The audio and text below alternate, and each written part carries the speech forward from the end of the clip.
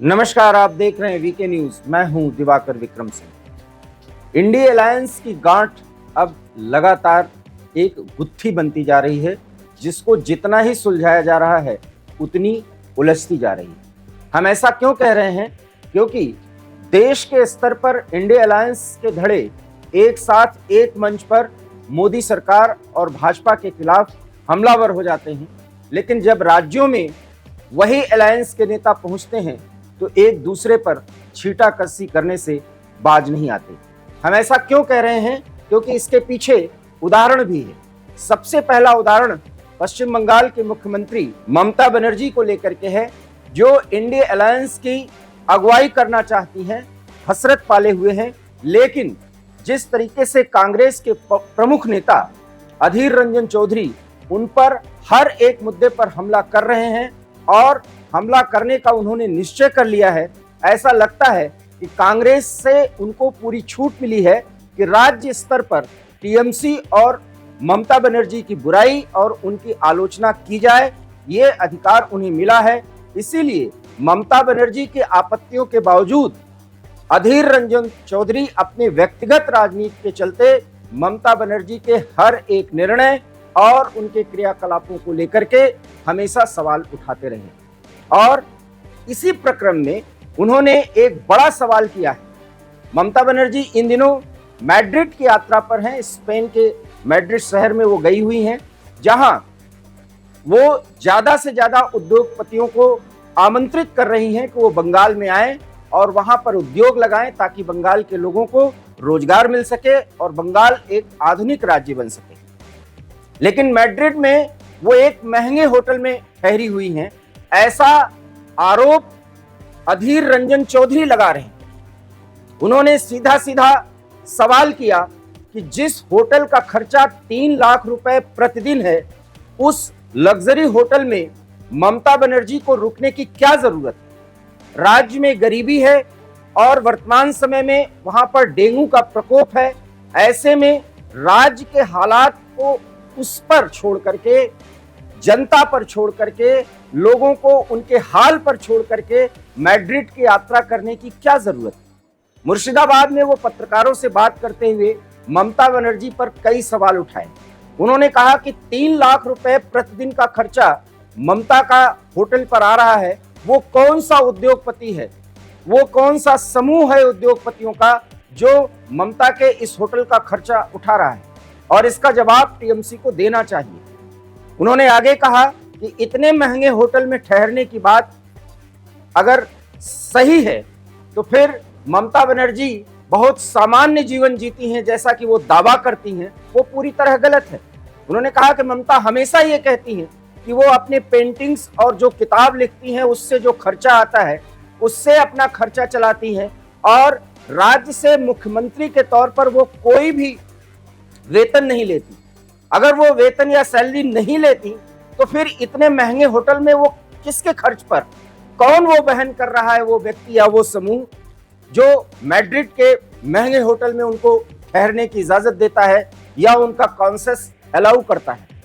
एक ऐसे समय में जब राज्य के आर्थिक हालात अच्छे नहीं हैं, लोगों के आर्थिक स्थिति को मजबूत करने के लिए बहुत जमीन पर आकर के जमीनी स्तर पर कार्रवाई करने की जरूरत है, लेकिन ऐसा कुछ भी नहीं हो रहा है।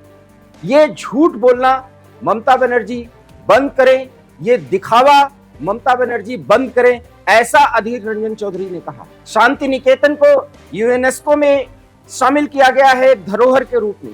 शांति निकेतन आप जानते हैं कि पश्चिम बंगाल का एक बहुत महत्वपूर्ण संस्थान है। इस पर अधीर रंजन चौधरी ने कहा कि शांति निकेतन को लेकर के ममता राजनीति कर रही हैं, लेकिन उन्हें नहीं भूलना चाहिए कि शांति निकेतन के हालात कितने बुरे हो गए हैं और ममता बनर्जी के कार्यकाल में उसी शांति निकेतन में जो रविन्द्रनाथ टैगोर का एक तरह से कर्मस्थली माना जा सकता है, वहां पर टीएमसी और भारतीय जनता पार्टी के कार्यकर्ता आपस में भिड़ते हैं, ये अधीर रंजन चौधरी ने आरोप लगाया। और उन्होंने कहा कि शांति निकेतन में व्यक्तिगत लड़ाई, वैचारिक लड़ाई इस स्तर पर आ चुकी है कि शांति निकेतन अशांति में बदल चुका है। ये आरोप अधीर रंजन चौधरी ने लगाया। उन्होंने कहा कि वो बांग्ला जितने भी व्यवसायी हैं उन सब को बंगाल में आने के लिए बहुत ज्यादा पैसा खर्च कर चुकी हैं, लेकिन कितना निवेश बंगाल में हुआ ये ममता बनर्जी को बताना चाहिए। साथ ही साथ उन्होंने ये भी कहा कि अगर जितना खर्चा बांग्ला निवेश पर उन्होंने किया है, बांग्ला उद्योगपतियों के निवेश पर लगाया गया खर्च का 10% हिस्सा भी अगर सरकार कर दे खर्च बंगाल में, तो बंगाल के लोगों के हालात बेहतर हो सकते हैं। यहाँ पर अच्छे और कुटीर उद्योग लग सकते हैं। कुटीर उद्योग के मामले में बंगाल बहुत ही रिच रहा है, धनी रहा है, लेकिन सारी व्यवस्था और ये उस तरह के उद्योग पूरी तरह से चौपट हो गए हैं। ममता बनर्जी से इतने सवाल अधीर रंजन चौधरी ने कर दिए। अब आप समझिए, अधीर रंजन चौधरी एक ऐसी शख्सियत हैं जो इंडी अलायंस में बड़ी भूमिका अदा कर रहे हैं कांग्रेस की तरफ से, लेकिन बंगाल में इंडी अलायंस के एक बड़े नेता पर वो बराबर टिप्पणी करते हैं, उन पर सवाल उठाते हैं। क्या ये सवाल जो उन्होंने उठाया है इसका जवाब टीएमसी को देना चाहिए कि क्या ममता बनर्जी को 3 लाख रुपए प्रतिदिन जिस होटल का खर्चा है जहां वो ठहरी हुई है मैड्रिड में, वो स्वयं वहन कर रही हैं, या कुछ उद्योगपतियों का समूह या कोई एक उद्योगपति? ये एक बहुत अहम सवाल है और इसका जवाब टीएमसी को देना चाहिए। लेकिन सबसे बड़ा सवाल ये है कि इंडी अलायंस के ये नेता जो मोदी सरकार के खिलाफ, भारतीय जनता पार्टी के खिलाफ, एनडीए गठबंधन के खिलाफ किसी भी मंच से एक साथ मोर्चा खोलते हैं, लेकिन जैसे ही अपने राज्य में वो प्रवेश करते हैं, राज्य की राजनीति के वश में आकर के वो ऐसी टिप्पणियां और ऐसे आरोप लगाते हैं कि उससे अलायंस का सारा ताना बाना ध्वस्त हो जाता है। ममता बनर्जी निश्चित रूप से इसका जवाब देंगी और टीएमसी के कार्यकर्ता भी उसका जवाब देंगे, और उस स्थिति में कांग्रेस और टीएमसी में कितनी दूरियां बनेंगी बंगाल में ये समझा जा सकता है, जबकि 2024 नजदीक है और 2024 नजदीक आते आते सीट शेयरिंग पर ढेर सारी बातें हो रही हैं, लेकिन अभी समझौता कहीं नहीं हो पाया।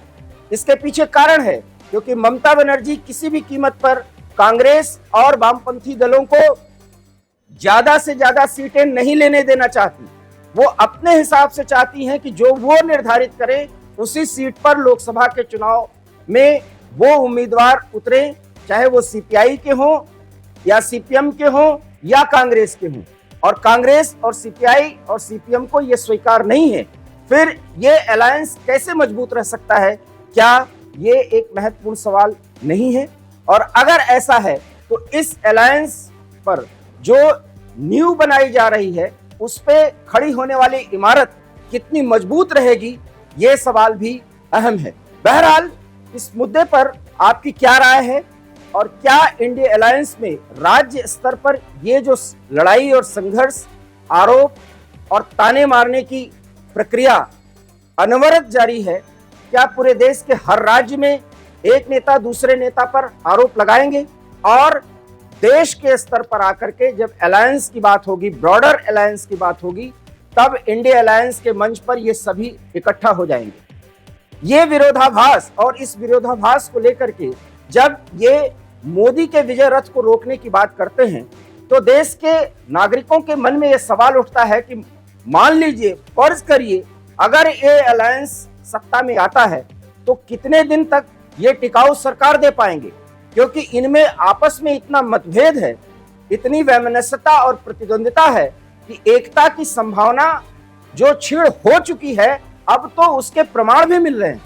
बहरहाल जो कुछ भी अधीर रंजन चौधरी ने आरोप लगाए हैं उसका जवाब ममता बनर्जी को देना चाहिए, क्योंकि वो बार बार कह चुकी हैं कि वो मुख्यमंत्री के रूप में वेतन नहीं लेती और अपना खर्चा अपने पेंटिंग्स और अपने किताबों के जरिए जो आता है पैसा, उसी से घर का खर्च चलाती है। इसमें कितनी सच्चाई है, आप अपनी प्रतिक्रिया जरूर दें।